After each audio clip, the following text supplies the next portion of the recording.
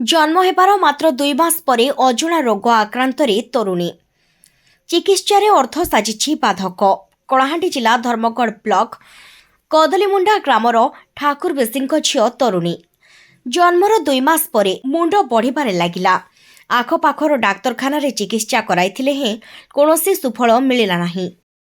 गरीब लोक याकु ताकु धार करज करी निज घरर बासन कुसन सबुकिछि बंधा मध्य पकाइथिले एवं ताकु कटक बड़ डाक्तरखाना को नहीं चिकित्सा कराइथिले। सेठारे ऑपरेशन मध्य होइथिला सत, हेले अधा चिकित्सा अर्थ अभावरु पुणी फेरी आसीथिले घरकू। वर्तमान दिनकू दिन मुंड बढ़िबारे लागिछि। एबे डाक्तरक कहिबा कथा तरुणी को उन्नत मानर चिकित्सार आवश्यकता रहिछि।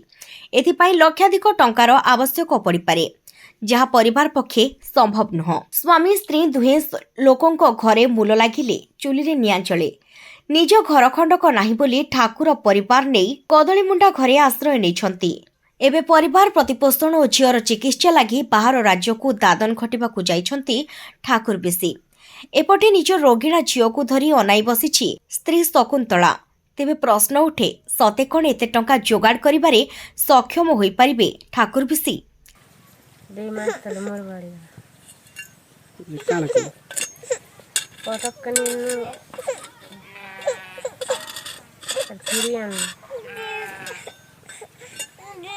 काम चाहूँ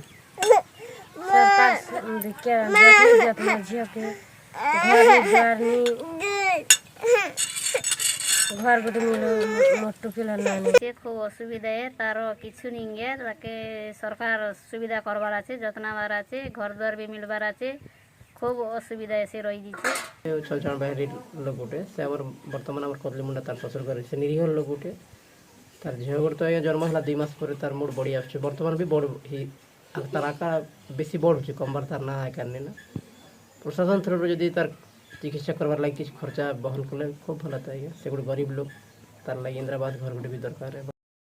गोटे पटे सरकार गरीब निरीह लोकंक स्वास्थ्य सेवा पाई अनेक योजना करुछंती, हेले तरुणी क्षेत्र रे योजना अधा रास्तारे अटकी रहिछि। तरुणीर चिकित्सा सहित ठाकुरंकु खंडिया आवास जोगाई देबाकू ग्रामवासींकर दाबी होउथुबा बेले प्रशासनर नजर एही गरीब प्रति केबे पड़िबो ताहा केवल देखिबाकू बाकी रहिला।